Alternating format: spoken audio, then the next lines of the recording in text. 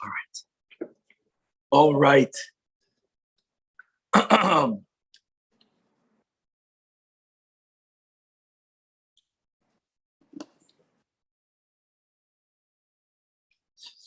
Good morning. With the help of Hashem, we are learning today's three prakim. Rambam, Hilchos Erechim v'Charamim, prakim Hey, Vav, and Zayin. We are beginning with Perek Hey. Perek Hey is going to open up speaking about upon whom is there the mitzvah to redeem the stay achuza that we have been learning yesterday. Someone can be magdish their stay achuza, and we're going to go and learn in this Perek many halachas regarding someone who's magdish a house. Someone who's magdish an animal, and actually there's going to be many scenarios of someone who's magdish an animal and many restrictions and rules regarding someone who wants to consecrate an animal. We're going to learn the rule that stam hegdish lebedek habayis, unless specified otherwise. We're speaking particularly if you have an animal that's not blemished, that could be offered legabe hamizbeach, and many other halachas. Perek Hey has 19 halachas, and let us begin. It says that Rambam halacha aleph. If a person consecrates we have been learning about property that he or she inherited as their Yerusha, as their ancestral land. So the din is, even though we learned yesterday, anyone is able and allowed to redeem it. Nevertheless, mitzvah olav livdoisai hu. The owner should be the one to redeem it. Sheha adam koidem. Now, this is not a mitzvah for where someone is going to be forced to do so. Hold on. That you don't force the donor, the original owner, to redeem it. As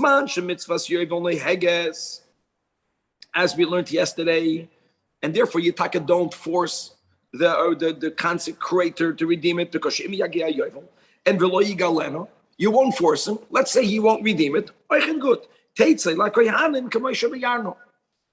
the end is also good and acceptable. From when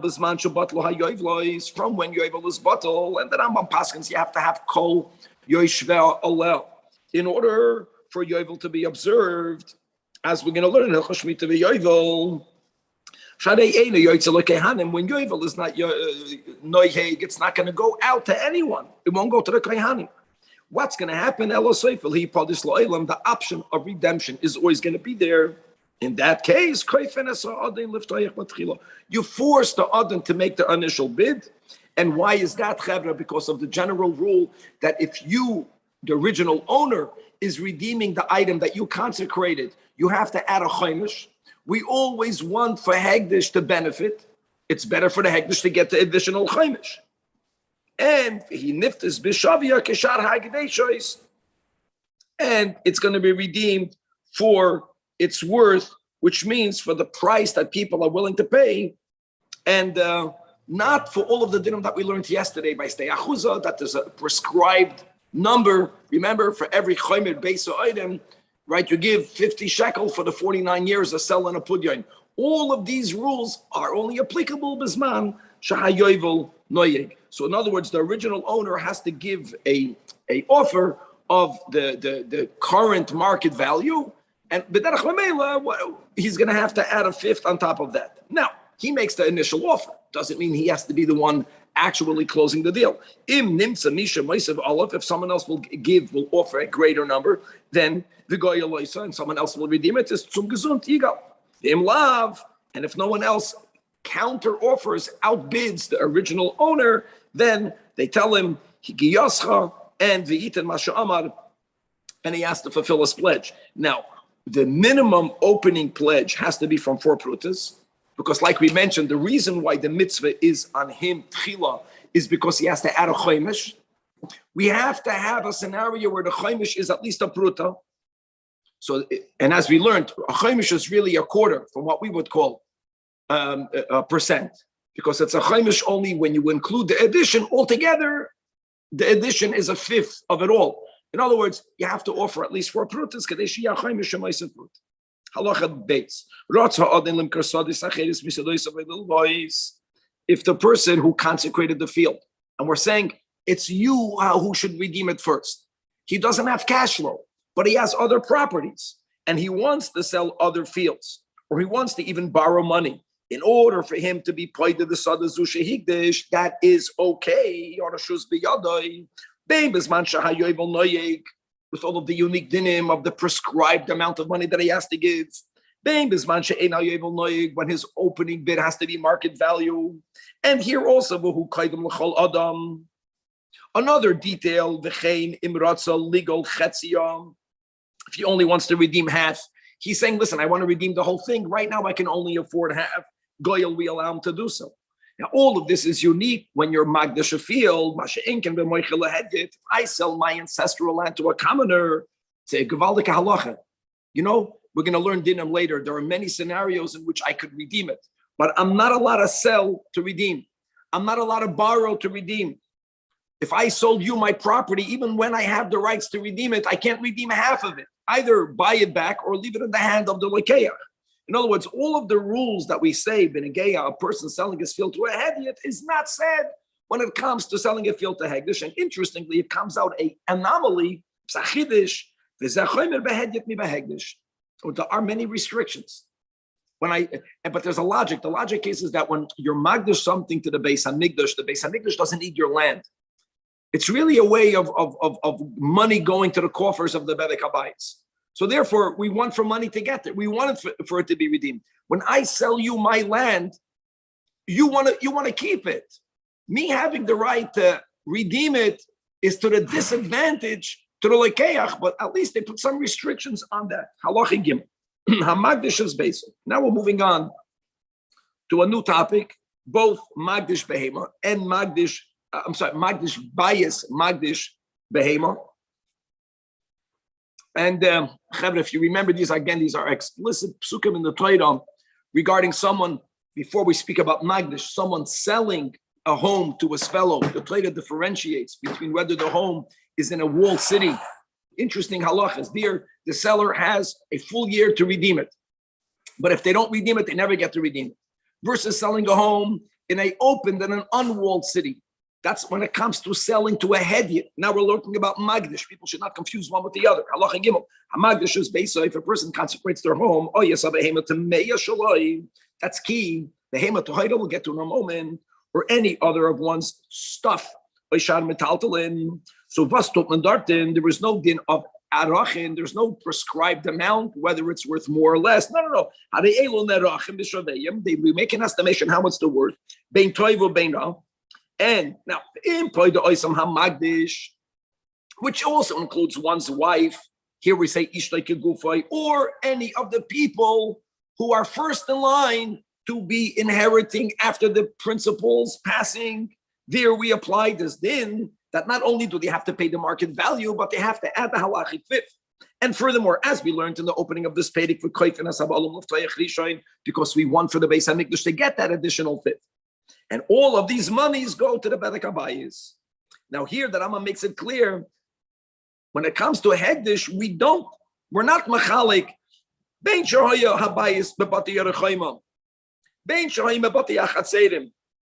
In both cases, we don't apply the dinim of mechira to a hediot, to a hegdish on the Beis Hamikdash. Harei ze nigol le'olam. Now, by the way, nigol le'olam only means if I was the one that was Magdish at Rabbi Yaakov, nigel oil, if no one else did. If no one else did. Okay. Halacha dal. Go only echad miyad hegdish. Oh, here we go.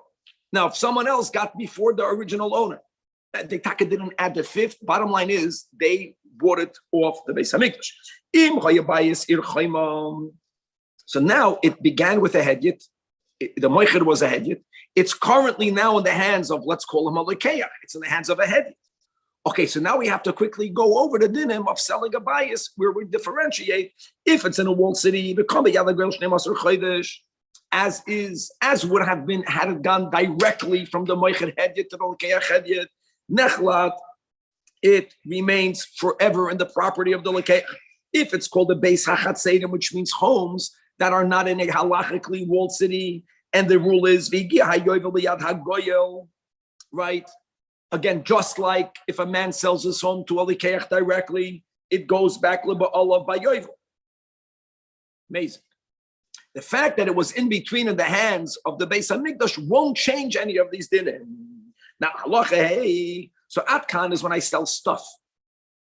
Forget about the bayis, but so then the magdish is able to redeem it la'olam, and the money goes to the bedek habayis. If a person is magdish a behema to mima, but he does it lebedek habayis, and even though apalpi that this person is in violation of a positive commandment, as the Rambam will tell us soon in halacha of what exactly is that mitzvah say, but you can already understand why. In other words, if I have an animal that's ru'uya to go on the mizbeach, if I'm choosing to be magdashit, I should be magdashit for the mizbeach.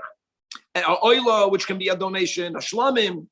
But if this person is saying, no, I'm doing it lebedek habayis, even though he shouldn't have done it, and he's taka violating it, I say masha asu yasri, and v'chul kedusha olav. And here's the key: if it would have been a hegdish lemizbeach, yes, not by chatos, not always, but generally the rule is that if the animal gets blemished and therefore it's not anymore ru'uya l'gaba mizbeach, it should be redeemed. With the other halacha is that there's a residual kedusha on it, and it's always asura begizav avoida v'chulei v'chulei, as we'll learn a lot in the Rambam himself. Here the point is, since this guy was magdashid only lebedek habayis, which was taka sin, but it's effective, and now the chiddush is you can redeem it even when it's tamima, because in the Beis Hamikdash doesn't need the animal. People that are magdash things to the Beis Hamikdash, it's a means for me to force myself to give that money to the Beis Hamikdash. Now, there's no dinim of arachim. It's a market value. Who's going to establish that? And don't forget, guys, boys, if the magdish is going to be the one who's poida, he's going to add a fifth. There comes the key. This animal is a behema tohira tamima. So whoever will redeem it can only redeem it ela almanas lahakriv ala mizbeach. As we're going to learn by karbanos, right? There's a male animal, there's a female animal. It has to be something that works.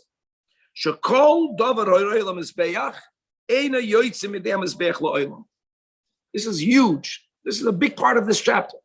But there are two separate dinim, don't confuse. If I'm magder something to the bedek habayis, it has to be redeemed. And what really happens is that the kedusha that was in this animal is exchanged, goes fully to the money. The animal is really yoytze l'chulin, inherently. But there is a din incumbent on the person, whoever the person will be that will redeem it, since this animal was roy lamizbeach and it belonged to hegdish, it must end up on the altar. Halacha. So first of all, how do you know that you can be magdish a behema to hoida to mima? That's roy lamizbeach only lebedek habayis. Asay, what's the asay? So this is based on a pasuk in Emor. It says v'shoir or v'seh. The Torah says if it's sarua v'kalut, sarua means that it has limbs don't have its usual size. Kalut means that even though it's the mam and the tata akshedim, the hooves are unsplit.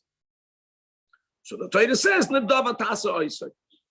That can be consecrated as a bedek habayis, as a donation. In other words, nedava means, what does nedava mean? Nedava bedek habayis. Can't be that the Torah means nedava on the altar because there's a rule. As it says, finished. Now, when the Torah is saying, if you have an animal that's not fit to go on the altar, it should be given to the bedek habayis. There is a insinuation over here. There is something that the Torah is implying. What are we implying? But if you have an animal that's that you may not donate, donate it and put it on the altar. So the Torah didn't say so explicitly, but the Torah is telling us you may not do it. But since the Torah is teaching us this lav by telling us what we should do in the positive, that's called a lav. Haba michlal asay. So it has the status of an asay, which means, for example, you're not going to get malchus, but you cannot consecrate lebedek habayis, an animal that's royal amizbeach, and that's what the learning. That's the din of the speder. If you did it, aleph, it's effective. Therefore, it could be redeemed. It should be redeemed, but whoever redeems it should use it themselves as a korban. Halach zayin. Now, hamagdish es behem teistam. And he didn't say whether it's lebedek habayis. He didn't say whether it's lemizbeach. And that goes not only to an animal. That's a big cloud. So like this. Royin kol behema temima haruya lahakriv al gabei hamizbeach. All of the animals that are fit to go on the altar. Now the chiddush of the Rambam is that this din, that stam hegdish lebedek habayis, this is the shita of Rabbi Eliezer. Even if the animal is ru'uya legabei hamizbeach, even though you're not allowed to be magdish at lebedek habayis, nevertheless, if you did not specify lamizbeach, the klal always remains stam hegdish lebedek habayis. But as we also learned, but that animal must end up on the mizbeach. So this is what we do. If the animal is not fit to go on the mizbeach, so the male animals which are fit to be used as an oila, yemachru litzarche. It's written here litzriche. I don't know if you have a yud after the resh, it's different your source maybe, but it means the same thing. Let me tell you what this means. This is important. Who should they sell it to? You sell it to a person who's mechuyev to bring an oila. No, it's the bedek habayis, the gizbud is making sure that whoever will buy it will use it legabe hamizbeach. That's letzriche oilis means to someone who has to bring an oila. So now I know if I'm the gizbud, first of all, I got the money, so it was redeemed. Since the person who is redeeming it is mechuyev in oila, I can be resting assured he'll bring it on the mizbeach, which is the din. Then a kevos that could be used as a shlamim, to people who have to bring a shlamim, and under the verter, the animal is still only bedek habayis, even though he didn't say bedek habayis, even though the guy who did it now will violate, but it goes that way, and we sell it to people whom we know will bring it on the mizbeach because of the cloud, that anything that was hegdish, lebedek habayis, but it's ru'uya legabe hamizbeach. Now the money you pull back kabayis. Here again, that shitas Rabbi Eliezer. We always say stam hegdeshois lebedek kabayis. Valzen nemar the imbehema asher yakriv mimenu korban lashem koil asher yitim mimenu lashem yakoidish koloimer kolorei lokorodam mizbeach yikarev. Not directly. This rule that since it's ru'uya, the Rambam wrote it at the end of halacha hey that eina yoitzi midei mizbeach lo'ilam. Yes, you are. That's what we're saying. No, there's a. Why do you have to say that? If there's an assay that you're violating, why not just say stop hegdishus by behemoths? No. Because by the darim halech achaloshim b'neyadim, and when a yid says hegdish means bedek habayis. Every Jew wants to do the most. We say that we have to keep what you said. What does hegdish mean? Hegdish does not mean mizbeach. It's a different vow. Halacha, you're giving money for what? A guy says, I'm giving money for a mikveh. He didn't mean to a shul, he meant to a mikveh. Hegdish means bedek habayis. That's Rabbi Eliezer. Stam hegdish bedek habayis is not a din. It's what people mean. Halacha ches. Hegdish, now, guys, before we spoke about animals. Now let's broaden the plot. Hegdish nechasav. Again, stam. Same rule, guys. It means lebedek habayis. All of my things are mugdash. Now there are other things that I can own, not animals, that are ru'uyim legabe hamizbeach. So let's go. I had wine, right? Not the mavushal wine here, which is not ru'uyim legabe hamizbeach. Real wine, or oils, olive oils, and refined flour and birds. And what I had other items that are ru'uyim legabe hamizbeach. So the same rules that we learned above apply over here. It's the same concept.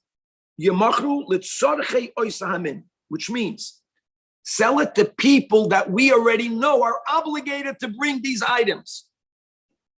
And therefore, something that was roya, now the money here is different.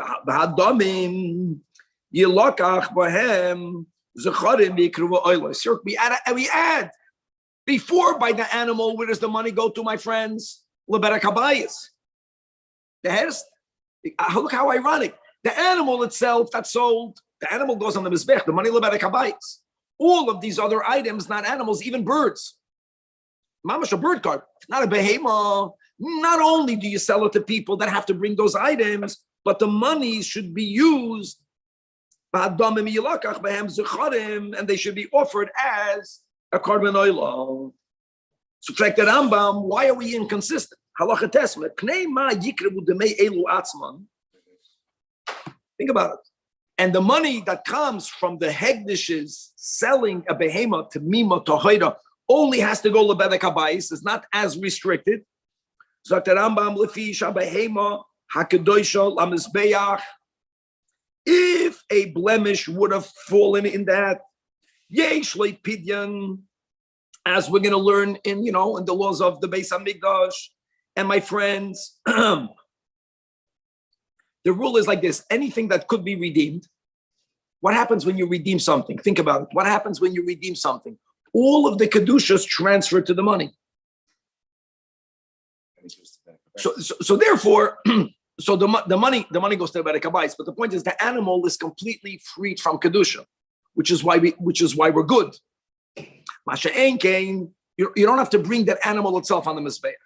No, the money doesn't have to go on the mizbeach.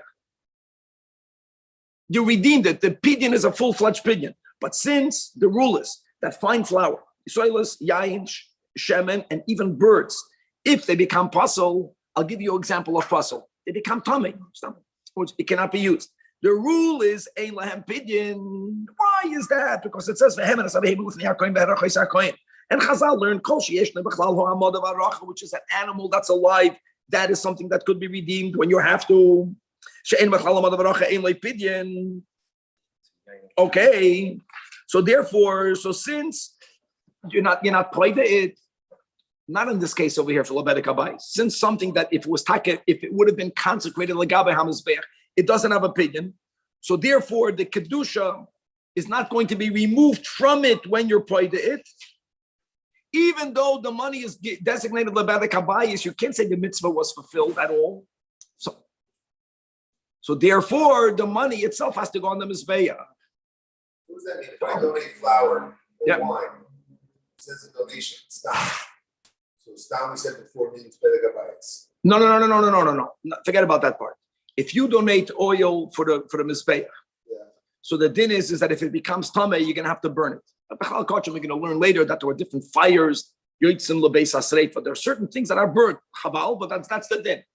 So the Rambam is saying this word that anything that could be redeemed, so the pidyon affects a transference of kedusha. So ultimately, we can say, aside of the din that whoever bought the animal, that's a separate din. Whatever that was roy in the mizbeach has to be offered on the mizbeach. But the pidyon was a full-fledged pidyon. Now the truth is, Danny, this was not consecrated to go on the mizbeach. We know that. This was only consecrated to go to the Bedek Habayis. But since it was the oil Legabe HaMizbeach, we don't view the pidyon as a bona fide pidyon.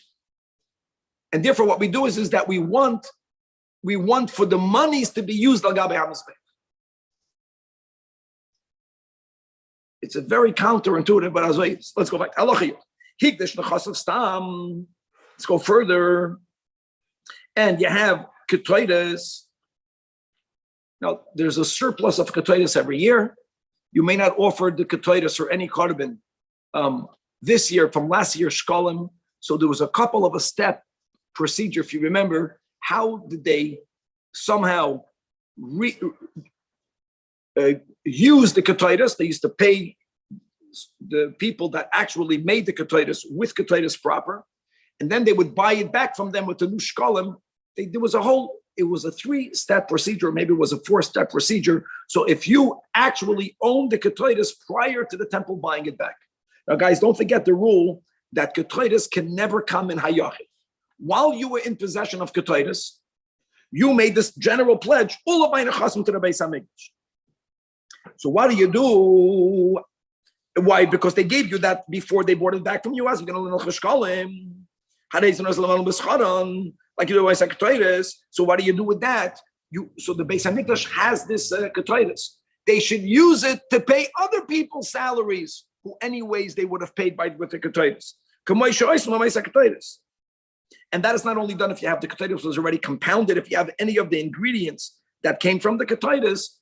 If it was donated to the Beis Hamikdash, they use it as they would have used it before. They pay those umanim the salary with this ketoides.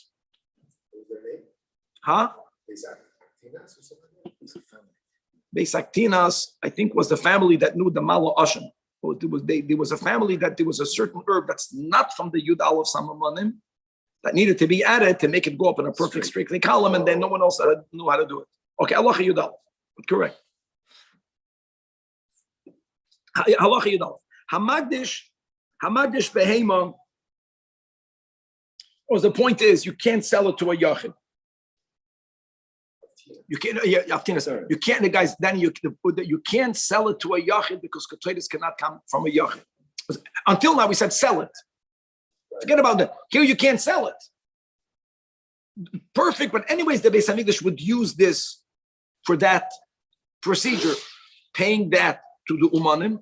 Then they would buy it back by using the new shkalim. So they know what's known as a lot of havdas ketores.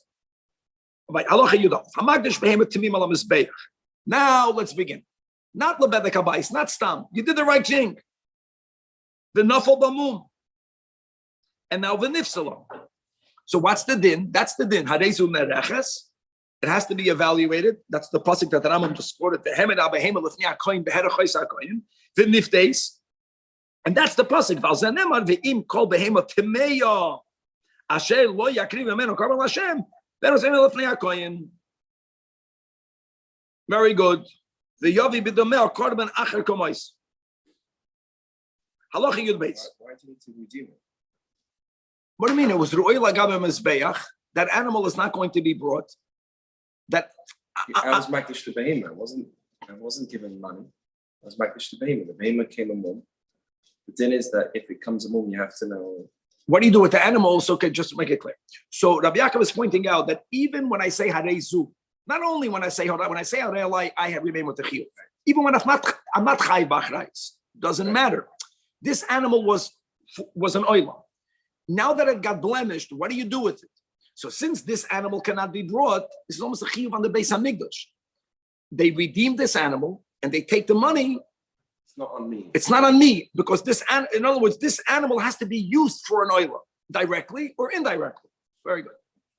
And if it's harei olai, then it's on me. Right. But it doesn't make a difference that the animal has to be used by one way or the other. Halacha Yud Beis. Kol hamagdish behema b'chayim.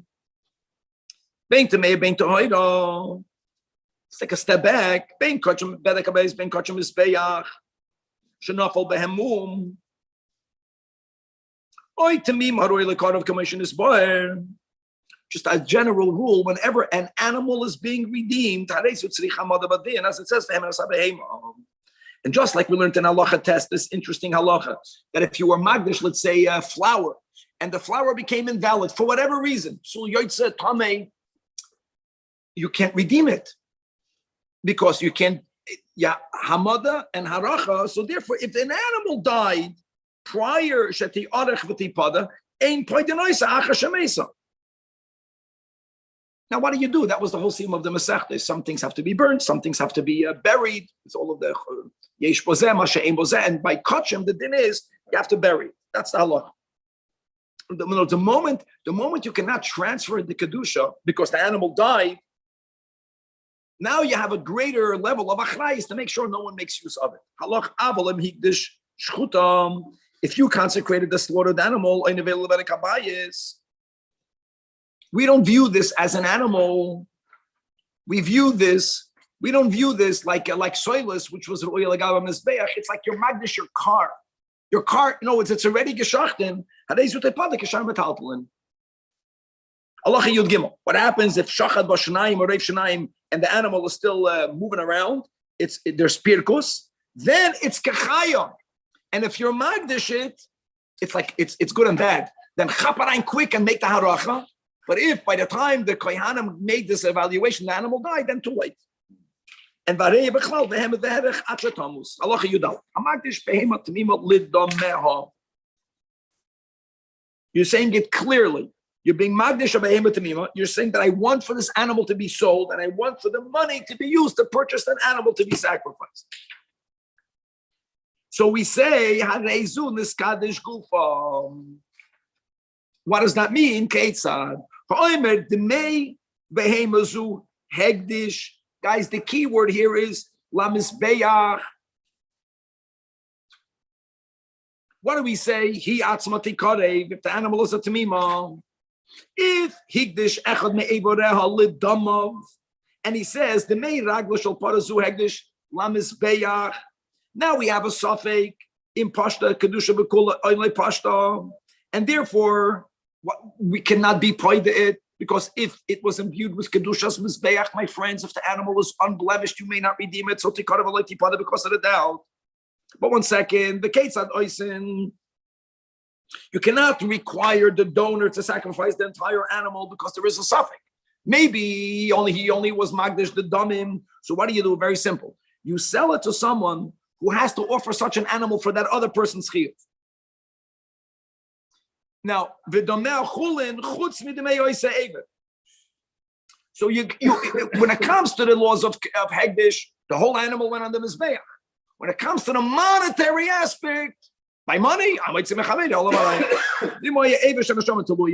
sure, Pashta Kedusha Bekula, which is why the example that Rambam gave was the hand. Halachat Zayin. But if from the outside the behemoth was a balas mum, she'ena do oily karev, and v'higdish even mevorel lidamav. Bein shanashama tuluyaba, bein shanashama tuluyaba. Here for sure, leniskadish elo demei oiso even bolvad. And here again, what do you do? Keitzat k'ngen shama. Demei I go parazu. Demei liba. Demei liba. See, that's neshama. Einat neshama tuluya. Hanashama tuluya. So what happens is hu v'higdish arshotatin, which means you sell the animal, and the value of that limb, right, should be used for a korban legabe hamizbeach, and then that's it, and the rest goes to you. Halacha 70. V'cheino omer roish evedze oileit chamoirze hegdish lamizbeach. In other words, guys, what you're saying is that I want for the money, I want for the value of this to be kodesh to go on the altar, not this, the money of it. It's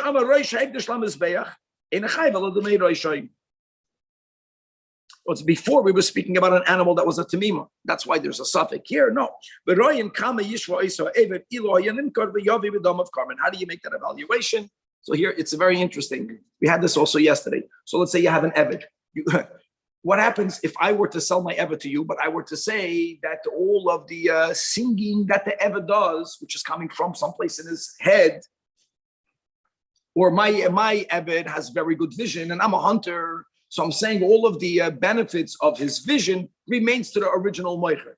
How much would the lekeach pay for it? I'm saying that's the way we learned yesterday. That's how you make an evaluation, how much a limb is worth. Doesn't matter. So that's the whole chiddush over here. That we're saying that since I designated something which is never ru'ya legabe hamizbeach, I'm saying the value of this, we make that cheshbon. In fact, even though it's roish, even though it's slave, halacha yudches. Guys, that you only owe the money of that limb. That's what you were. That answers what we learned yesterday. Is because you said it should go to the altar. But if it's because she bedek habayis, or his liver or his head, if it's an aver shanashama tuluya boy. Again, it's counterintuitive. You would think if something is going to mizbeach, it should chap everything more. We don't say it. We say the opposite. Because shekol hegdish bedek habayis is only kedushas damim, and you have a zoifil svaras over here. But let's leave the svaras aside. It's late, and that's the fact. These are the big foundational rules when it comes to hegdish. How great is that? The mizbeach. Even Ever Shanashama Teluyaba, you make an evaluation, and that's the only chiyuv. If it's for the Berek Habayis and you're Magdish and Ever Shanashama Teluyaba, then you got to give the value of the whole being, the whole animal, the whole animal. Halacha, you test the final halacha.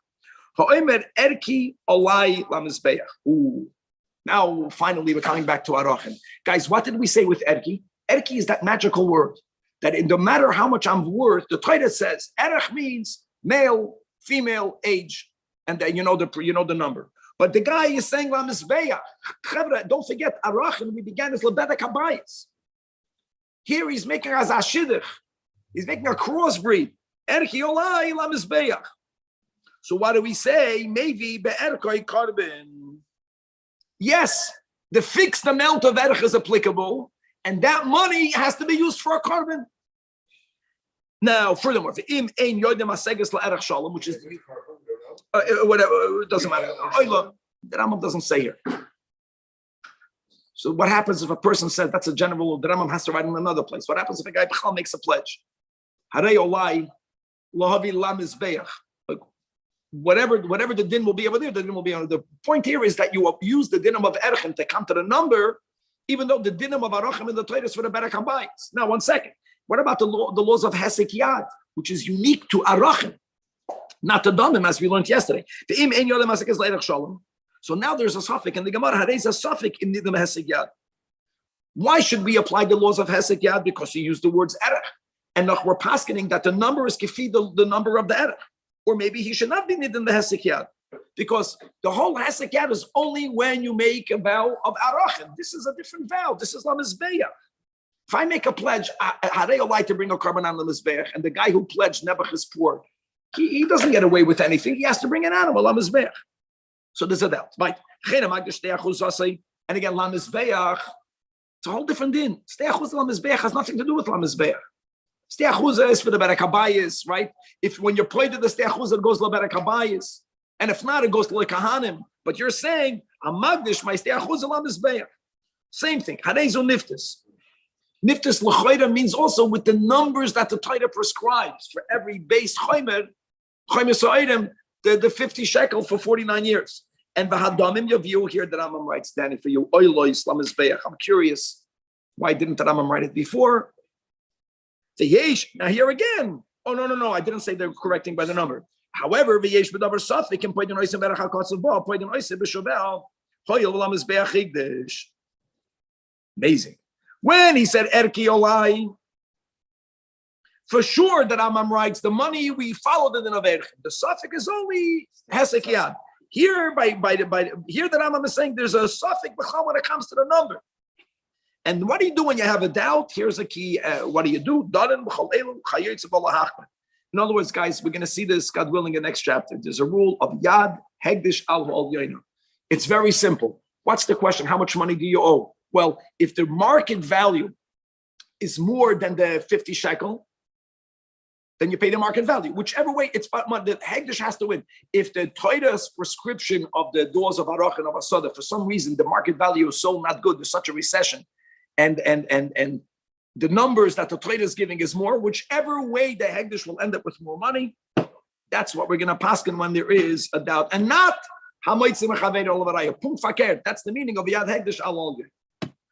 Today's big chapter, which is why we started early, is Peirik Vav. There are 34 halachas in Peirik Vav. Now we're going to speak about the din of a chedem. And guys, we have to get used to it. I know that many people use the word chedem, and it's like most commonly used for something very negative, ban. But in the context of kachim, chedem means 2 steps. It's muhram, taka banned from it being used by any hedyot, the owner, and therefore, and it's being designated towards something holy. But there are 2 complete different types of haramim that one can make. In other words, it's one word that could be used when you are consecrating something to the Beis Hamikdash. So we learned in the last chapter, it's a good flow here, the Seder is Gavaldik. Hegdish, stam hegdish lebedek habayis. Amagdish this. A person can use the word amacharim. This is chedem in the context of kachim. Question will be, as we'll see, there are 2 types of haramim. There's chermei gavoya, as we'll see, and there's chermei kohanim. And the Rambam is going to paskin. This is another machlokes tanoim. Stam chedem is like kohanim. Big difference. If my chedem was to shamayim, then it's holy, with all of the dinim of anything else that was given to the berach habayis. If it belongs to the kohanim, mutar ba'ano. It becomes like a gift that you have to give to the kohanim. Then we'll see to which kohanim you have to give it, and all of the various other dinim. We're going to learn here that ein adam magdish davar she'eina shaloi. We're going to be learning very broad general dinim when it comes to kachim. We're going to learn a great din. Listen to this in this chapter. If I own a home and I rented out the home to you, for many dinei Torah, the soicher during the time of the lease is considered the owner. Like right by Psachim, who has to do b'dikas chametz? The soicher, not the masket. Listen to this, guys. If I own a home and I rent it out to you, and I declare a magdish my house to the God,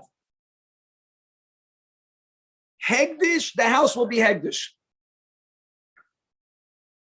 As we'll learn, the general rule that hegdish takes away or supersedes all shibudim. And the truth is that if I rent out the house to you, I own the house. It's meshubet to you during the time of the lease. And for some dinim, it's mamash like it's yours, not for hegdish. So it's going to be a general chapter about haramim, but we're going to learn many other broad dinim when it comes to the concept of being magdash something to God. Again, 34 halachas, beginning with halacha aleph. Now, here we go. Echad ha'omer areze hegdish. These are semantics. Lebedek habayis. Or if he says cherem lebedek habayis, like we said, cherem in this context is not a negative. It's a band. No. It's muchna. Muchna means also band. I can no longer keep it. It's as if the item is in a cherem for me, and now it belongs, but I have to specify either lebedek habayis, or I have to specify to the heavens, which means to the creator of the heavens, right? To the Oibishter. If a guy says, Kol nechasav hegdish, or all my nechasav achedim lebedek habayis, or all of my nechasav achedim lashomayim, the key that Rambam is trying to say is that when you use the word chedim stam, it won't go lebedek habayis. You have to specify so. Then chedim will have the same power as the word hegdish when you specify lebedek habayis, hare'eli lebedek habayis. But if a person uses the word chedim stam, it also means you are banned from it. You're gifting it. But who does it go to? It goes to the kohanim. And as we'll see, it goes to the kohanim that are serving on the mishmer when you make that pledge. Shestam charamim la kohanim. Why? As it says, this is psukim in Parshas Koirach. Kol chedim b'Yisrael l'chayi, and the context of all of the Chav Dalet Matnas Kahuna, and that's you give it to again. You give which kohanim? As well, we learned it already this week. Kohanim that happened to be serving during the time you made that pledge. So now we just equated chedim to hegdish, but just pointing out that if you want to be machnem at Lashem or Lashamayim, you have to say so. If you don't say so, there is also a din chedim, but the din chedim omira goes to the kohanim, and it becomes chulin, property of the kohan. Halacha beis. Machnim adam mitzoynayu b'karim avadim mishum chaysav aknanim u'misteachuzasai from it. But there's a rule: you should not be machnim all of your animals or all of your avadim of all of your fields, neither all of one min, not all of your belongings. All of your cars, no, some of your cars. But like kolin sheyesh l'misharam atalkalim, because the Torah says mikoil asher loy, from, not all, from all, me'adam, which means slaves here, ubehema. So keep something for you, but even if you are machrim all of your nechasav, which means basically you're going to have to now rely on the people. So you shouldn't have done it, but if you did, it's effective. It doesn't make a difference, which is what happens when you say it's stam or when you specify lebedek habayis. Halacha gim.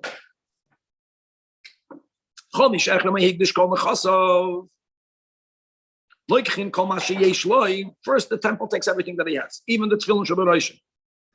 They take all of the klei munasu begadov. Right, we learned about this yesterday. You take all of it. Yesterday we learned you get to keep when we're making that evaluation if you're a hesek yad, whether you're poor or not, but not over here. You gave it all, and hakoil egdish shechenim. Now, halacha dalad ma bein cherem k'ana l'cherem shamayim. Very big. Cherem shamayim is mamish like hegdish, which means just like you gave it to the bedek habayis. So what has to happen? You have to v'nitim b'shavayim, and the money goes to the bedek habayis. And after you played it, only afterwards v'yetzu anachasam aluchul. In other words, the word cherem and magdish will have the same effect if you specified cherem lashamayim or lebedek habayis. The cherem kohanim, which is what happens when you say cherem stam. And of course, if you say cherem into the kohanim, listen to this, guys. You can never redeem it. Ella nitanim la kohanim kitruma. What happens when you give a kohen truma? You cannot redeem. It just happens to be that the Rambam doesn't mean that it's asurim. Asur lezarim ketruma. He doesn't mean that. It's muter lezarim. He means to say is that there's no pidyon. It's a gift for the kohanim and that's it. Now, v'al chedim hakohanim hu omer lo yemacher v'lo yigal. That's the meaning. Lo yemacher la'acher v'lo yigal lo ba'olim. Oh, for sure. That's the point. No, he's trying to say is that when I'm machrim something to the Bedek Habayis, what did we begin today's chapter? It's not a mitzvah on the consecrator to redeem it. The Bedek Habayis cannot say we don't want to do it. No. It was meant to be redeemed. A gift to the Kohanim from my side, mitzad the consecrator, I can never get it back. Halacha hey. The echad machrim karka or metaltel. Stam harei elu notal lekoyin. Oh, sheba oisa mishmar b'shasha hachlim. We said this before by heart. Chen my kohanim calls man shem bebeis haBaalim. So you would say if it goes to the kohanim, and like we keep on emphasizing, Danny, once the kohen takes possession, it's chulin. But you use the words chedem. So prior to you giving it to the kohen, it has a din of hegdish. Wow. Shenemar kol chedem kodesh kadoshim u'Hashem. You know what that means? It means that if you have hana from it prior to you gifting it to a kohen, place your moil behegdish. The son of the kohen, then harim kachol l'chol Shenemar kol chedem Yisrael l'chol. L'chol means it's private property. And that's a big chiddush. Normally you say, how can something that's imbued with kedusha, where did the kedusha go to? But that's how it works over here. It's never allowed to sell it. Oh no, they could. That's what Daka was saying. Of course they sell it. When the Rambam quoted the pasuk that lo yigol means I cannot force it. So when I'm back to something to the Bedek Habayis, Danny, I go to the Bedek Habayis. An inherent kedusha, but we're not saying that about this. We're saying this here. You have to hold up. You're saying it has a kedusha until you give it to the kohen. The moment you give it to the kohen, paka kedusha. There's. And then if the kohen wants to do, the kohen wants to sell it, to give to the kohen can do whatever he wants. But I cannot tell the kohen I want to redeem it. When I give something to the Bedek Habayis, I get to redeem it, and there's a mitzvah on me to redeem it. Bedek Habayis, the gizber cannot say no, you gave it. No. I gave it, and I'm going to redeem it. That doesn't apply to Cherem Kahan. Malach Avav. Or Shazachaba Achara Yovel, guys, the oy is something important. I know that many of the Noise Kalim added. The Rebbe gave it, there's a Mugadik Sikh on this oy. It has to be an oy. This is a mistake. So either the kohen owns a stei chedim because someone gifted it to the kohen. This refers to what we learned yesterday. What did we learn yesterday? If I have a stei achuzah and I'm makdish my stei achuzah, and the chachami, I didn't redeem it. What happens when Yovel comes? It's given to the kohanim sheba oisa mishmar. That's this case. So there was zoicha. That's the meaning. Oisha zoicha ba'achara Yovel. That's the case where a kohen can own land. And listen to this. And this kohen now says ve'acharima. And what did we learn before? That stam chedim la kohanim. Right. So says the Rambam. First of all, that a kohen can be machrim it, like a kohen can be magdish it.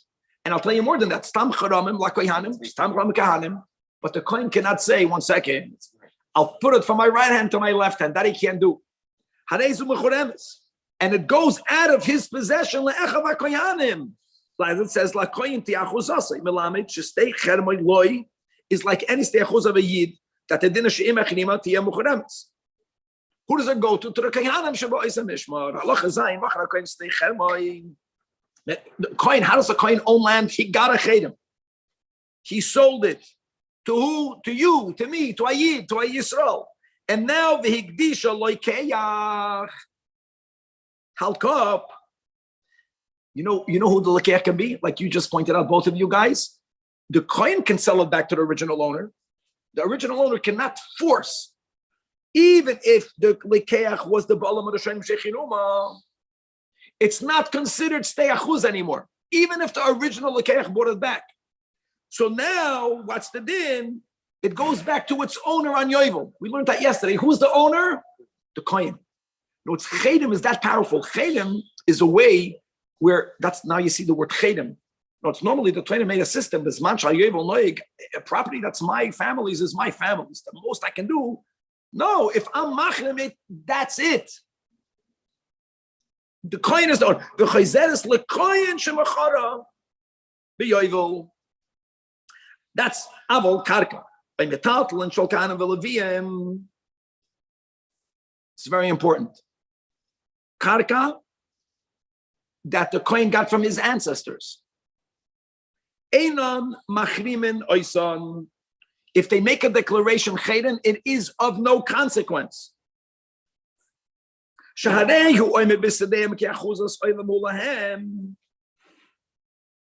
You just say before. No, if the Kohen himself got it, look at these nuances. If the Kohen himself got it, helps cup either because he was Bo'isa Mishmar, or he got it because he was Bo'isa Mishmar by the Stei Achuza, then he has the right to do it. But if his father got land and he got it via Yerusha, he cannot be Machnem it. You know why? Because what does the word Chedem do? Chedem completely removes it from you. And when the Torah says Achuzas Oilam Hulahem, you're going against Achuzas Oilam. It's no longer, you're getting rid, you're disconnecting yourself from that land. And it's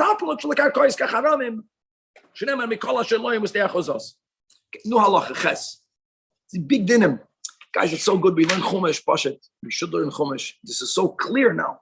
All of the dinim that we learned based on the Bechokaisa and the other areas about dinim of Hegdish, a din of Chedem, a unique din, you mamish no longer yours. Halacha Ches. Hamagdish Kachem Mizbeach Lebedek Abayis. It's a new big bomb in today's Pedic. Think about it, guys. You look at this case. You have an animal. You declared Harezu Oila, Yaakov Halkov. Just get the one chap. There's a big din. When I say this animal is an oila, what is this animal? An oila. If I now say Amagdish this animal to the Bedek Abayis, do you own it? You own enough of it that you can still be Magdish at the Bedek Abayis. The Hers was Tutzach. That's going to be a big part of this chapter.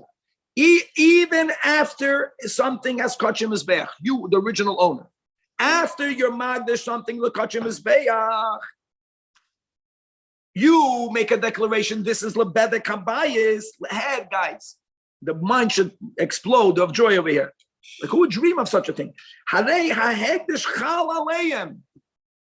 do you do with it? Guys, this animal has to go to Mizbeach. So listen to what happens. First, v'tiyarach habehema v'tipada. V'tipada, because the Kedushas Bedek Habayis was chal. The money, like we learned in today's first chapter, that if you have a behema to hoira, not soilus yain, the money goes to Bedek Habayis. And now that you redeemed it, so you removed the kedusha of the Bedek Habayis, and now the money goes to Bedek Habayis. Now this animal has to go to what it was donated. Wow. Only in that direction. Only in that direction, but not in the reverse. But if you had something that was already mugdash lebedek habayis, then you go ahead and you say, ooh, this animal is a mizbeach, by saying, on something that's already given to the bedek habayis, you did nothing. Yeah, not yours. The question is, how does it work in the other direction? We'll have to explain that. And mamish, the ein hegdish mizbeach v'lechem chalakot shebedek habayis. Why? Because of the rule. Ein adam magdish davar she'ein shaloi. Okay, but again, if something was designated la mizbeach, the Rambam will go into explaining how it works. You designate la mizbeach, and then you say this is lebedek habayis. This is lebedek habayis.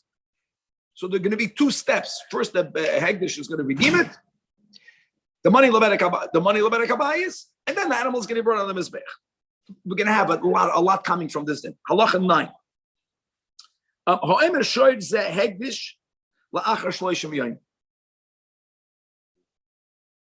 Okay, hegdish to what? Stam hegdish lebedek habayis. And ushchate b'toich shloishim yoyim. First of all, that is a muter b'ano.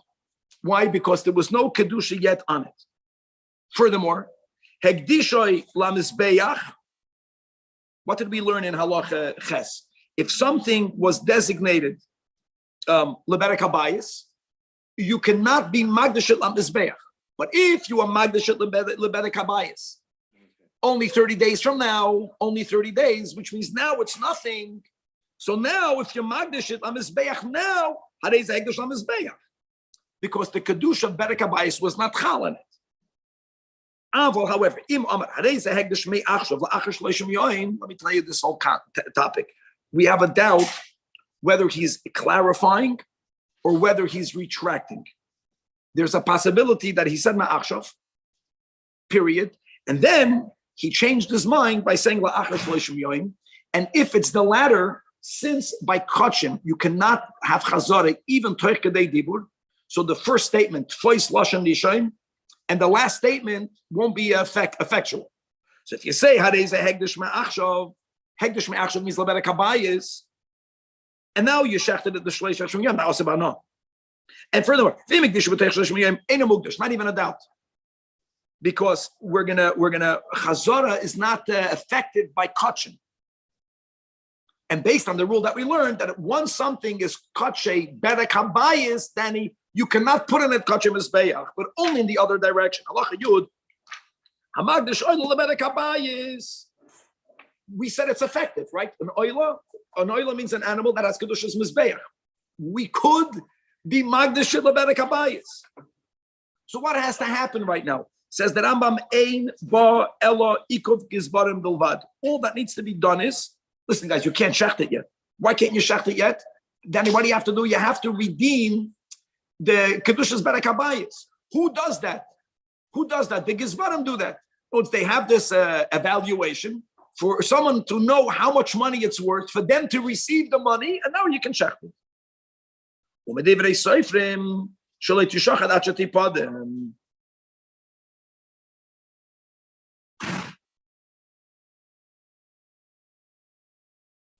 In other words, all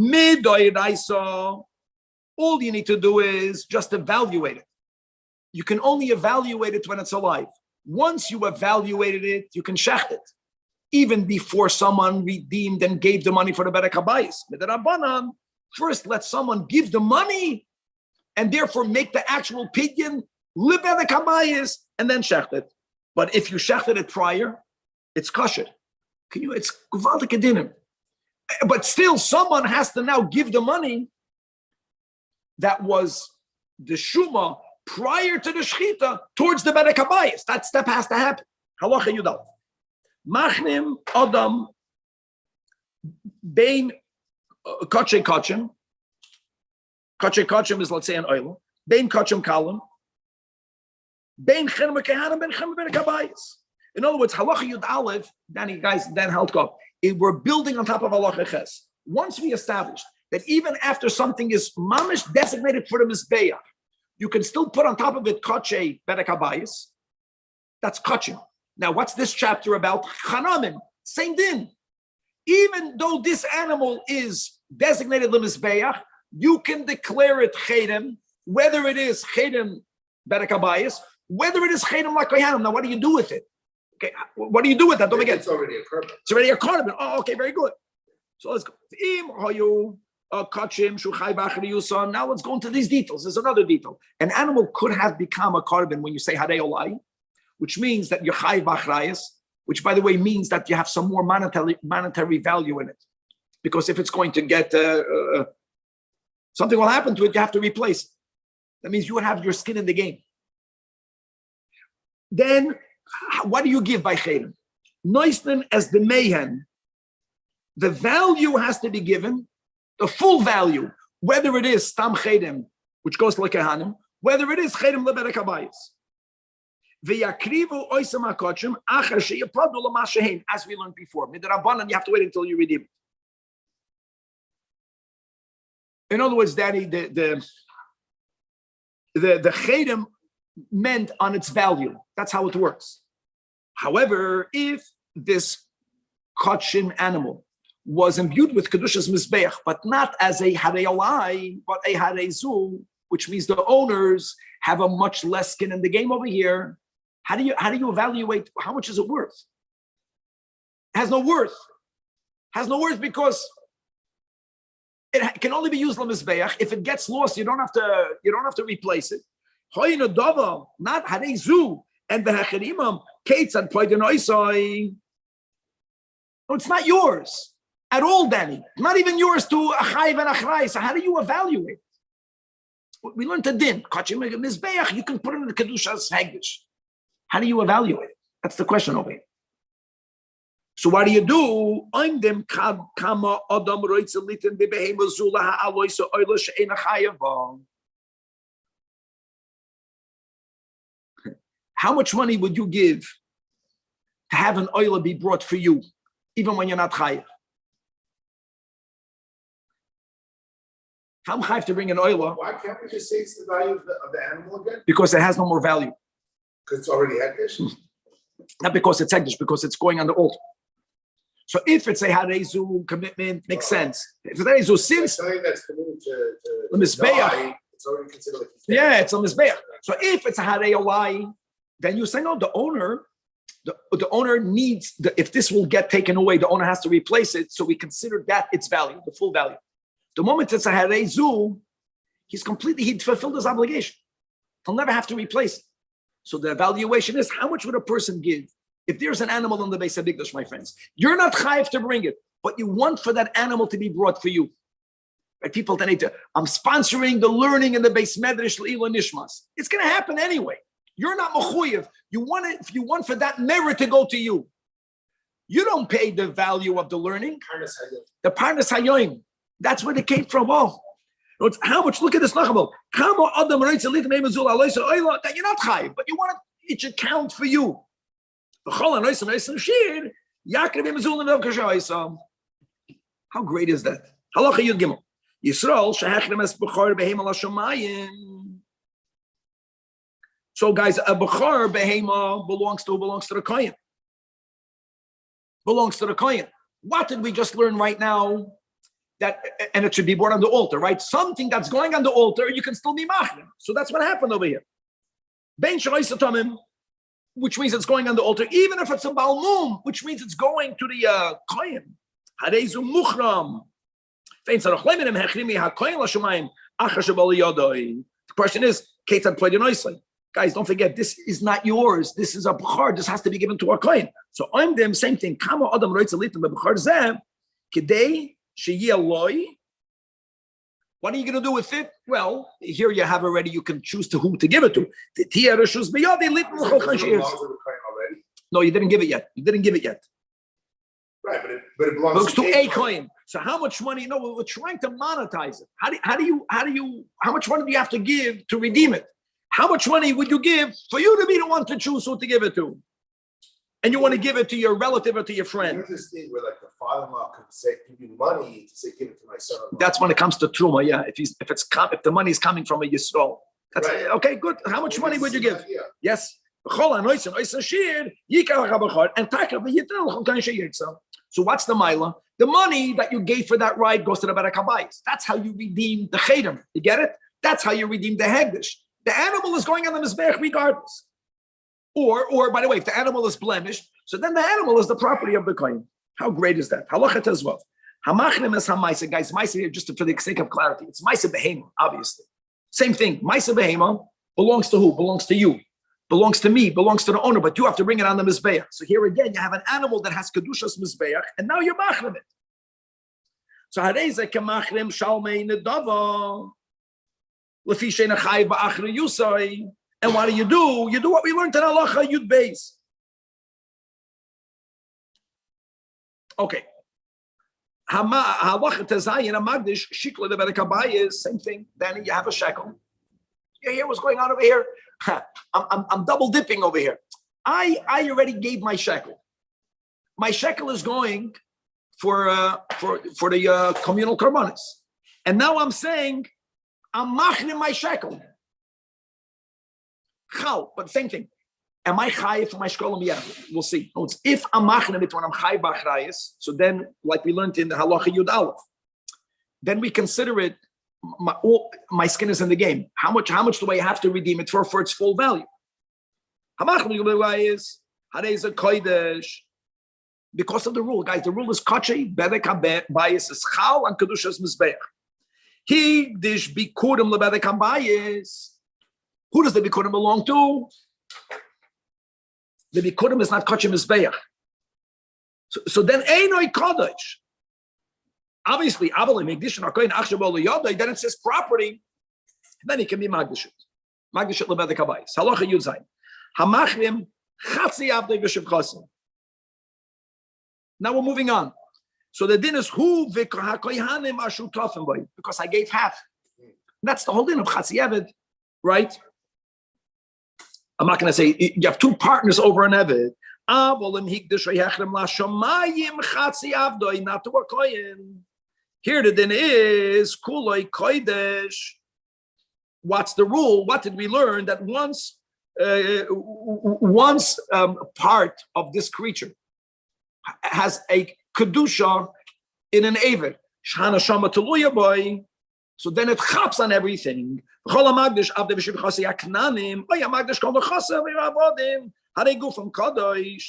therefore, when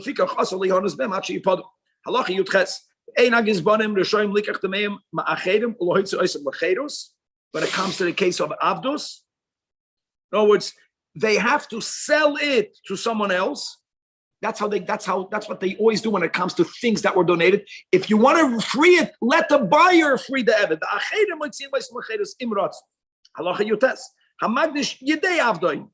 What does that mean? Anything that he earns beyond what he requires to sustain himself is Kaddish. That's what he means. In other words, guys, you can't have a scenario theoretically where an Eved won't be sustained by the owner, which is what happens if the Eved is not working for me. I'm not going to sustain him, and all of his income goes to Hegdish. He'll die from hunger. The Ketzad who misparnes Eved was, guys, once I'm Magdish Yidei Abdei Dani Amat Chayvin is Muzayim. The problem is that once his hands are Hegdish, how can he eat off his own hands? So he gets to keep the money he needs to live, but how does he get to keep it? The moment there's income, it becomes kosher. So the din is, this is what he does. First of all, he borrows money and he eats. And he works to pay down that debt.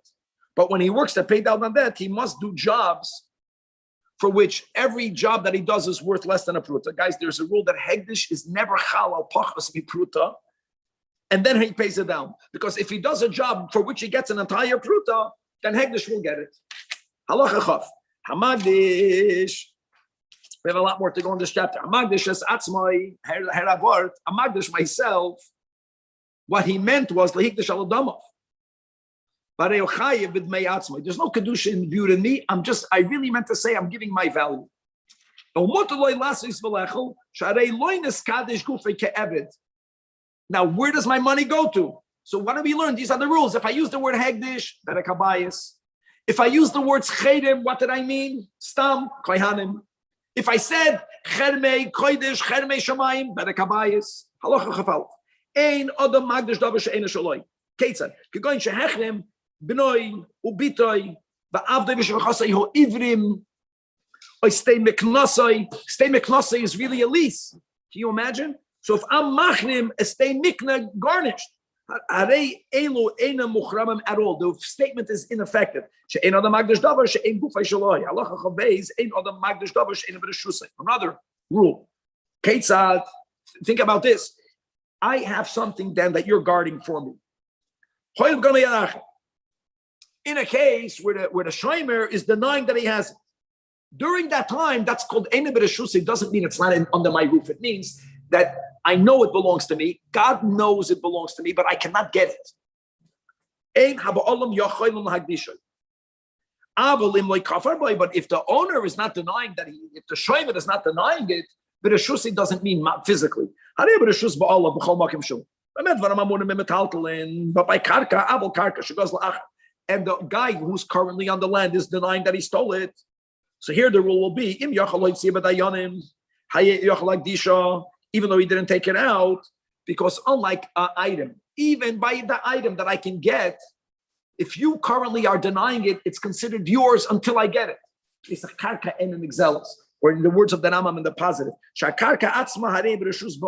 therefore it's easier for the owner to be magdish. But that, guys, that's only if he has enough evidence that he can get it out. If he doesn't have that evidence, then even by karka he cannot be magdish. But what's the distinction between a talton and karka in this case? Karka and an exelos. So therefore, as long as I because you think the talton, it actually becomes yours. Well, even when I feel I have evidence that I can get it to you, and I didn't tell you until I get it, it's called Eina B'Reshus. Because also the guy makes a change to it or whatever, then he just owes you the value. Okay, God forbid, and the owners did not have yush. So really, what did we say? It's not B'Reshus. But on the other hand, the Gazlan, right? Then here's your yush. If there was yush, the Gazlan owns it. The owner didn't have yush, so neither of them can be magdish. The Gazlan doesn't own it yet. The other guy doesn't have it in his reshus. If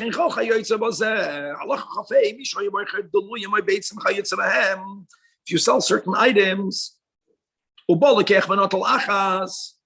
he did not pay yet, how does a Jew acquire from the one or the other?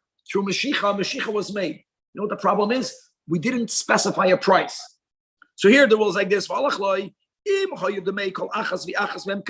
everyone knows the price of one squash, of one egg, even though they never spoke out the numbers, it's fully the lekeachs.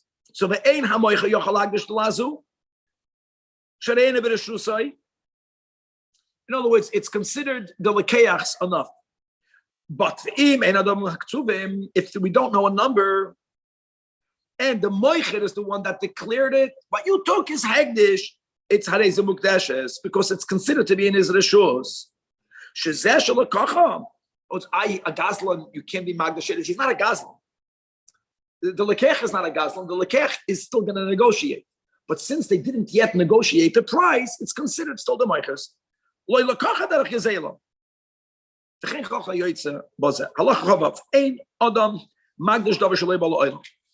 Another rule.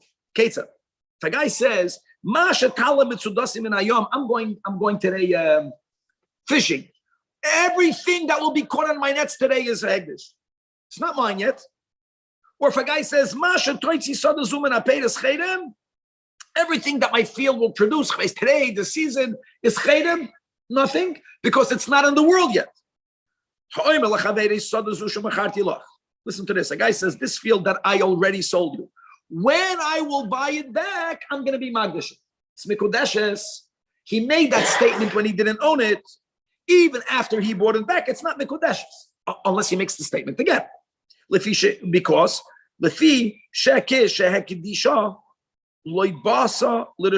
because when he made that statement, it was not in his possession. And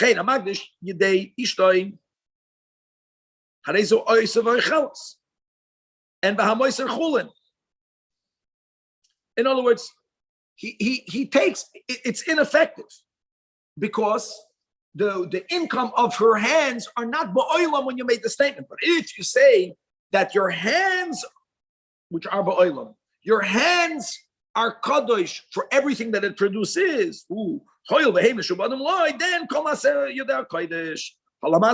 to a guy that says ilan zeh kodesh, which means that all of the produce that comes out of it will be kodesh, and that's ba'olam. The ilan is ba'olam. The yadayim are ba'olam. Halacha chavtes. Sadazu that I own now, I'm going to sell it to you, and then I plan to buy it back from you. And when I buy it back, then it's going to become hegdish. Now it's not going to be hegdish when he buys it back. You know why? Because now he still owns it. Makes sense. Sadazu shemishkanti lach, the sada that I already left with you as a collateral. When I will redeem it, te'er kodesh. So the din is, even though he made that statement when he was not physically in possession of it, yes, tikdash. Why? Because he could redeem it right now. Which is even a greater chiddush than the first case. The first case, your mamish didn't sell it yet. Here, you already gave it away as a collateral. But since you can be paid it now, you can make that statement now. For a designated amount of time prior to which you can't redeem it, it's still considered. In other words, mechusar zman is not mechusar maisa. And guys, when I sell you a field, it's different, because when I sell you a field, you're never mechuyev to sell it back to me. Masha enken, if I give you my thing as collateral, when I have money, you have to give it back to me. And after I rented you this house, I declared the whole house hegdish. Guys, hadez a kodesh upaka haschirus. I cut the rental agreement. And you know how, to what point, that if the guy that's renting it keeps on leaving, there is moyel behegdish. Because like we said in the intro to this chapter, there's a big thing that even though mitzad many dinim, the balabas is the soiched, but the emes of balabas is the masker. And it's only meshubed to the soiched. Now, shibud is a big thing, but hegdish is moitzia midei shibud. Allah halamad aleph, yirali, sha'af api she'ein odem magdish, davar shalei bala olam. If he puts the obligation on him, prior to it being la'olam, then that's chal. You were not magdish it, but you made a vow. And if you're not magdish it, that means you're breaking your vow. Then you'll be over al acher leyachel and gecholeyes with pivyasa kishan on the darim. For example, Allah Halam days. If I say I'm magdish all of the fish that will be caught garnished, nonsensical, you didn't catch it yet. But if you say it's upon me to be magdish everything that I'll catch today, right? It's upon me to give money when I win the lottery. If you put the chiyuv on you, a guy says, I'm going to give for the sake of redeeming captives. He specifies for what tzedakah. Everything that I will earn this year, if he puts it on him, that's how you make a pledge. When, if it happens, because you have a liyodeh. The are included in a darim and not included in hegdish. And the Rambam says, when Yaakov Avinu pledged to God in Parshas Vayetze, when did he make that pledge? He made that pledge prior to him going to Lavan. And nevertheless, at the end of Parshas Vayetze, the Malach, what did the Malach tell Yaakov? That Ashenodar to Li Shom Neder. No, that pledge is not called Hegdish, it was called a Neder, Gavaldik. Or, another proof, what did we learn? Chayv linig ben nazirus. Afal pisha daim lenodad ben nazir. Hoyil omar sheyider ben nazir. So since you see that a person can take upon himself an obligation to do something in the future, the Rambam says, even though I'm pledging about a davar shaloi bala olam, but it's included in the parsha of nedarim haray olai. So the chiyuv on me remains. Beautiful. Final halacha lamadal. Hegdish toos.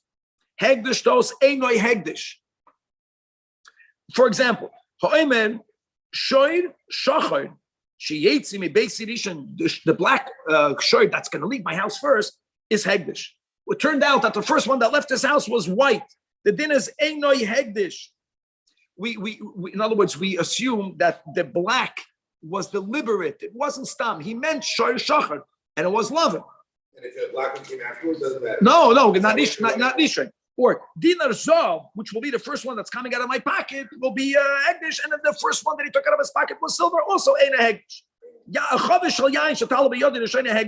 And va'ala shel shemen doesn't make a difference what's more expensive, whether yain is yakar shemen or b'yismakar. Ben Hashem and yakar.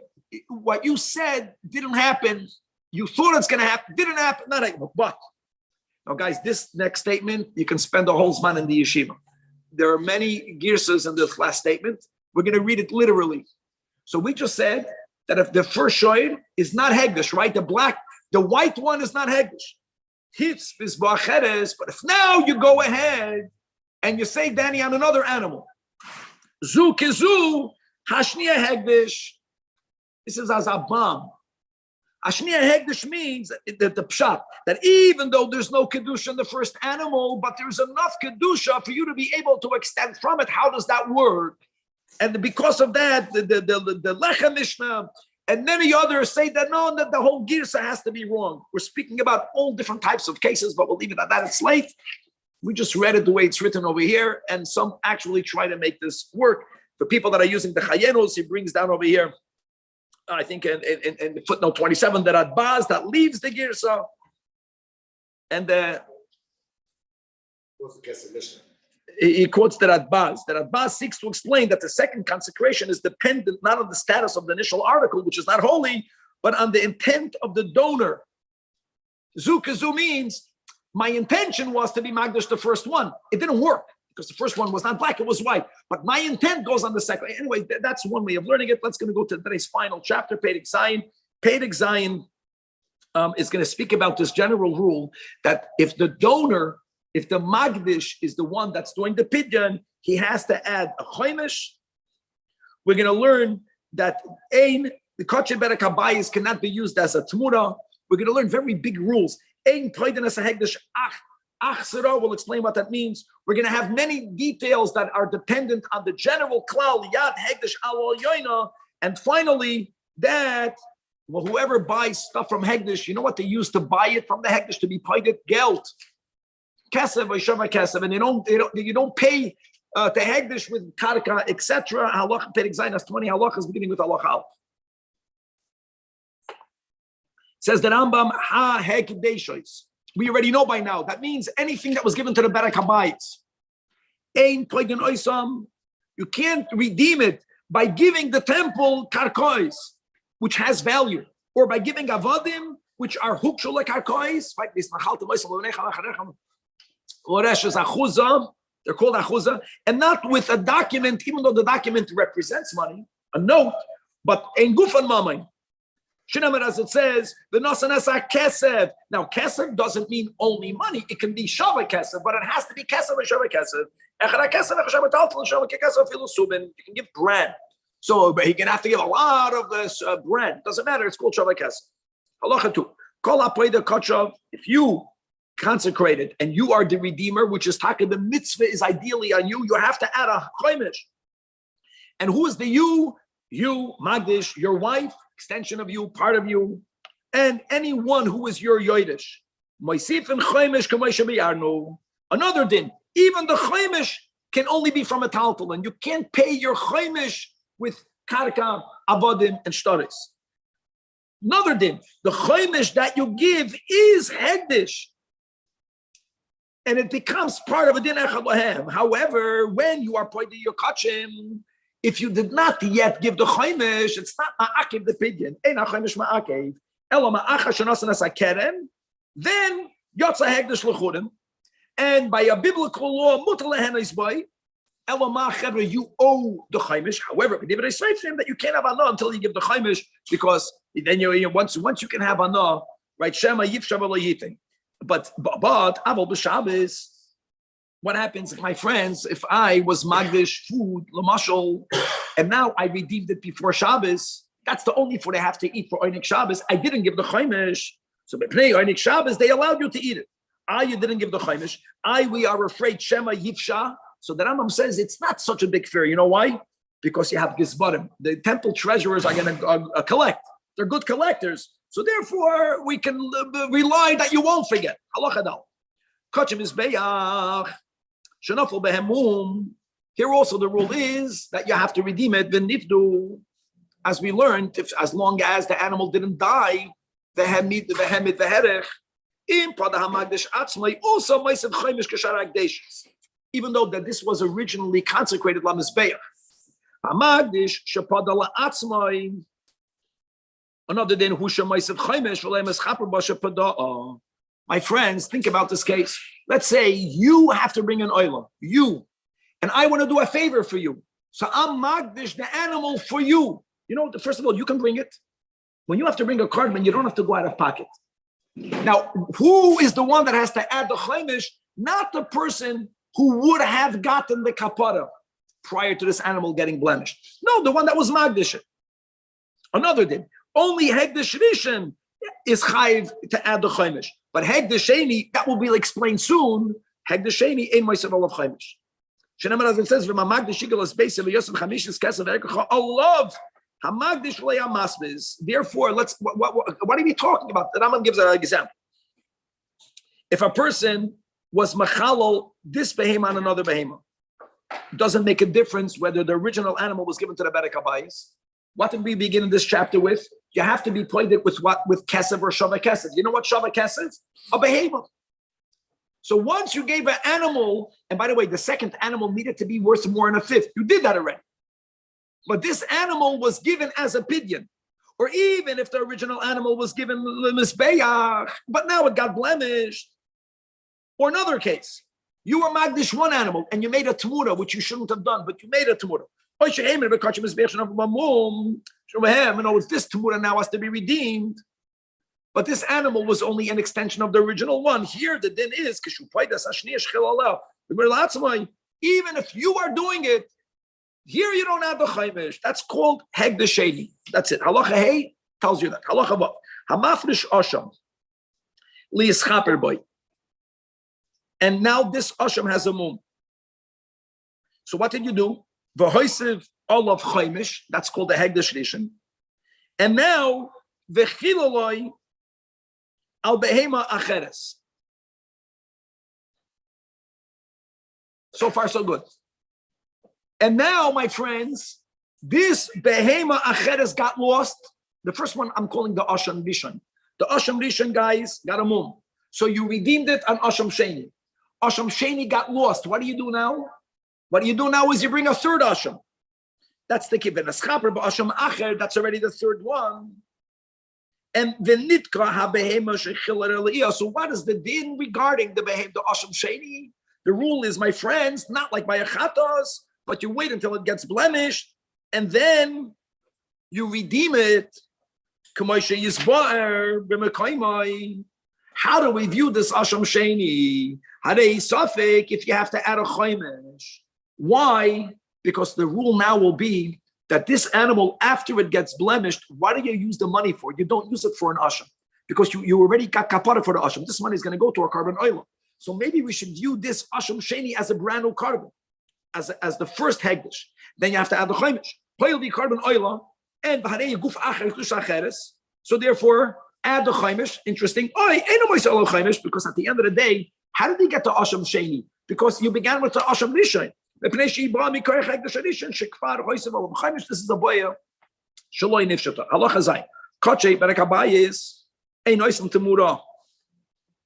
Can't make temura from koche berekabayis. Shaloi dona toida betemura ela bekoche mizbeach. For example, and you have an animal that you consecrated leberekabayis. And even though we learned in today's first chapter, hey, if you have an animal that's temima, you shouldn't have designated the leberekabayis. You violated the nasei, but it doesn't matter. It worked. And you say, zu khalifa zu tmura zu, loi omar klum. But if he says the words, zu tachazu, because you have to redeem kache berekabayis. How do you redeem it? Kesed or shava kesed? We just said, yeah, you can't give a karkois, can't give avodim, you can't give shtaris, you can give an animal. The yotza behema roshoin aluchulen, and this now is that's called the hegdisheni. The nispasashni y'all. Allah neches echad kache berekabayis, echad kache mizbeach, shenofel behem mum, ein poidem oisem lachatchila ela b'shoveim. However, listen to this thing, the im aber b'chilulan al pachas mishoveim, which by the way is the way today truma tameya is nivda. If you gave less than its amount, even if the hegdish was worth meya dinar, and you had the chutzpah to give for it only one pruta, so you did not give its financial value, but you made a pidyon, to the point of mutar le'ahanes by. Elamam and divrei seifrim shutzarich chakiras damim, that you have to give up to its real worth. You got to pay up the other 99. Ketat, for example, Allah 9. Really, it's worth 10, and you have a behemoth chulin that's worth 5. That's an act that worked. And by the way, this second animal will be on the mizbeach. That's the din of an animal that was the mizbeach that now has a blemish and you redeemed it. But midrabanan, you owe the other 5. The same thing will be if the first animal was only kache berekabayis, worth 10, and no blemish. You have to redeem it. You redeemed it, but you gave another animal. The other animal is worth half. Whatever. Once you redeem it, it's mamish chulin, and you can even share it, and you can even work with it. Unlike kache mizbeach, even after the blemish, there is still a residue of kedusha on it. You have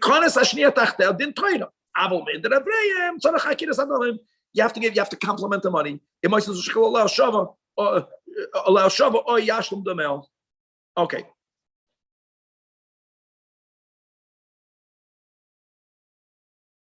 How do you know the number? 3 people told you the price. A base day. And you gave the price.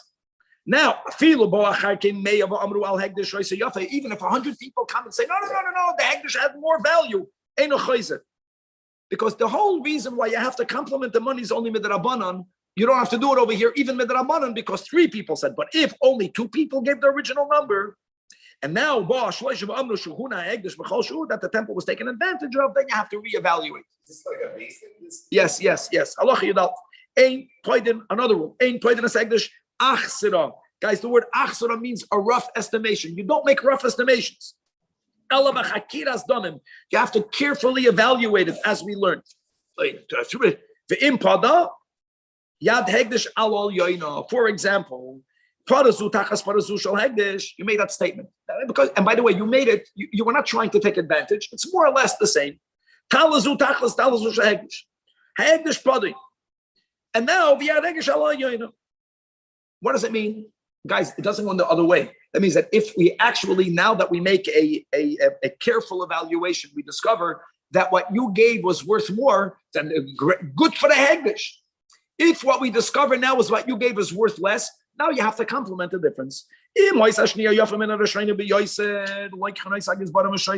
they got to keep it. They don't have to give you back anybody. But then with the Rabbanan, and you also have to add a fifth. But if he says, it's a special thing.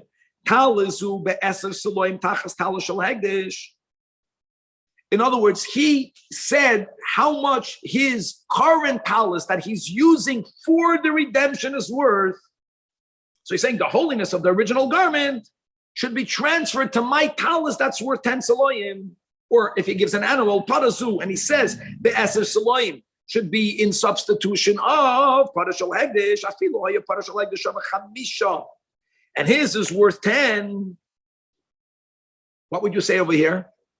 In the beginning of Allah Yud Aleph, he says, well, the moment hegdish got more money, they just walk away. Here, it's not even enough. The moment I said I'm giving 10, I also have to add a fifth, even though I already gave double the value. Ad kedei kach. Because I'm basically saying that the 10 should be the substitution. Thank you. And now add the fifth. For how much? Not from the value of the parashal hegdish. Add a fifth over your 10 saloim. What's a fifth over 10? Halachic fifth, 2.5. Right? Because he said how much his cow is worth.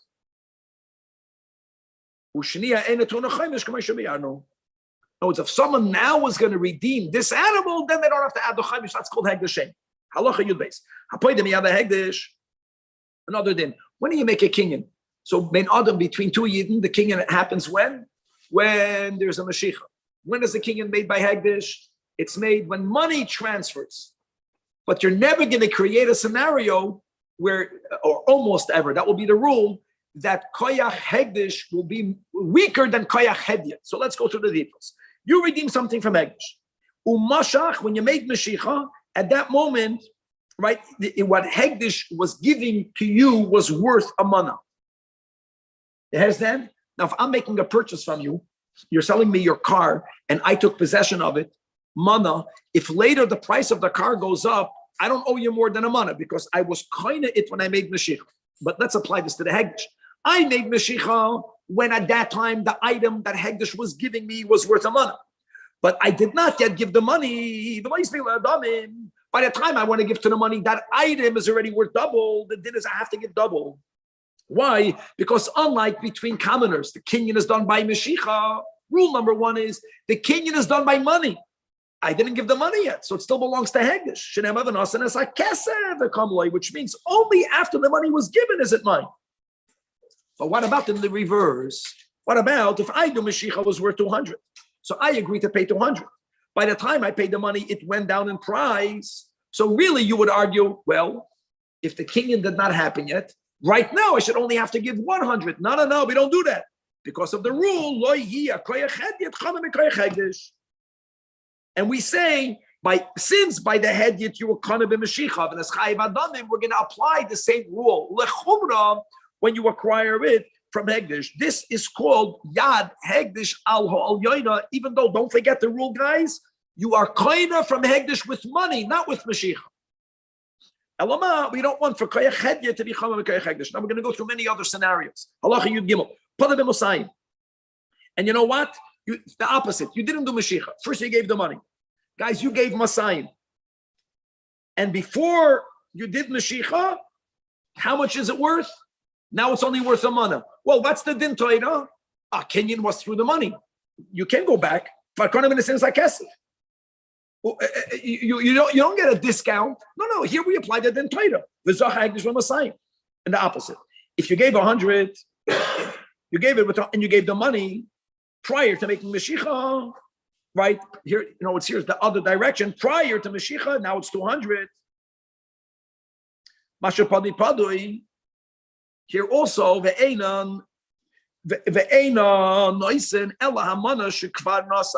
here's the exception. Because even by a hedyot, once monies were exchanged, you can't retract. Now, even though if you retract, you could retract, but you get a mishapara, but there's no retraction with hegdish. And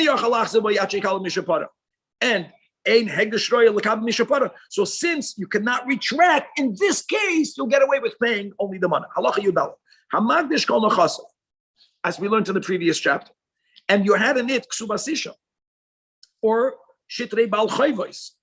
So what's going to happen right now? So just like we learned in the previous chapter that hegdish is mitzia midei shibud of the renter has to move out ASAP. You know what happens over here? The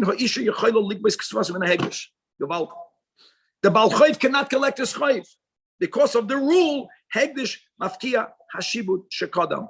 Even though the shibud was there before, but once they own it, you can't collect it. But when they sell when the hegdish sells it, was when a guy goes ahead and buys that land. Now the Baal Chayv, now the woman could collect it. You understand this nuance? Because the shibud really is there. Elamai, you cannot collect it. Shaharei shibuda oimed al karkazu.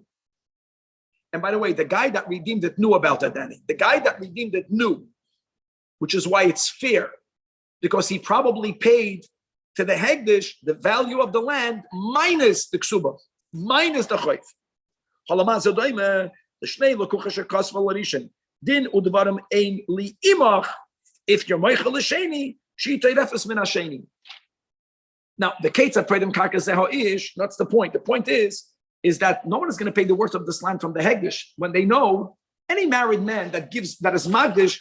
A married man has a ksuba on him, and if I know that if I redeem it, the woman could come and collect from me, I'm not going to give full market value and a chanami. Even though we began the Spadic by saying you have to give here, it's worth less that amount. Mashbiana so Isha, first of all, she has to take an oath, or the Baal Chayv has to take an oath, like is the rule of anyone that comes to collect from encumbered properties. Even though you have a document, you have to take an oath that the money was owed, that the guy didn't pay you back, right? That the husband did not leave for this woman a piece of gold for her to collect the ksuba from. So she has to oath that she didn't take it. And then, Bachal, when it comes to hegdish selling land, as we learned yesterday, you make an announcement for 60 days in the morning and at night. And but when you make the evaluation, so a guy in the real estate says, this property here is worth, this closet here in LA is worth 2.5 million. But 2.5 million minus the ksuba.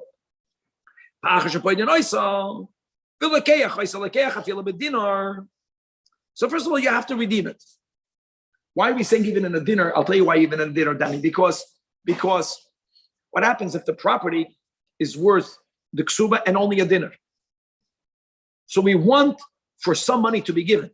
You can't say that you can read. What happens if the whole value is a wash?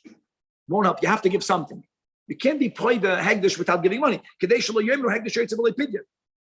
And now so then he'll right away pay the woman or pay the Baal Chayv.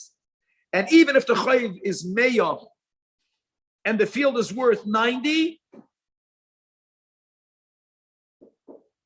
the house was tutzach almanas kach pay the oisa haretz live doisa. Avalom haya chayv shnayim b'dmei asada. Where do you overpay up until double? But if the chayv was double than the worth, for example, the field is only worth 100, but the chayv with the ksuba was worth 200. Ain't pay the oisa almanas litin no chayv ksuba. Ela pay the oisa stam. She'im hisnu litain eina niftis klal. It has to be redeemed unconditionally. You know what we say over here, my friends? It's crazy halacha. The lien is forgiven. The woman cannot collect. That's the rule. If they would, no one would redeem it then, if it's double. So this will be a scenario where the chachamim will mafkia the shibud legamre. Halacha yud zayin. Wow. Hamagdash kol lechasav. Every halach is like a whole sugi in the Gemara. It's amazing how much information. And then he's Gedish Asishtan. So what did we learn then? We learned that whoever will redeem that hegdish will pay the woman. So what are we afraid of? We are afraid that this whole divorce is just a kanunya for her to get the money. The prior to her collecting, there has to be a vow that he makes forbidding his ex-wife to benefit from him. In other words, it will disallow them from getting remarried because we say Shema Kanunya Asum in a Hegdish. And we don't say Ilu Ratza Hoya Omer V'Tosig Dashti. And if he would have wanted, he could have been shoyal on the Hegdish, and he would have been able to do it.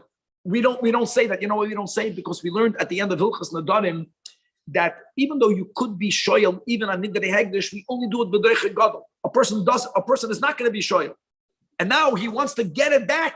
So the whole divorce is just a trick of him divorcing her. She's going to collect. He's going to remarry her. So we make sure that a vow is made for them never to be allowed to get remarried. Halacha Yudches. V'chein ein anem loimer achash higdish that mana leploini choiv alai oikeli zeshel ploinihu, which is a pikadon. Now, by the way, if I have a pikadon when I'm magdish all of my nechasim, then that item won't even go to hegdish. I'm not allowed to say that after I made that declaration. Shema yasa kanunya ala hegdish.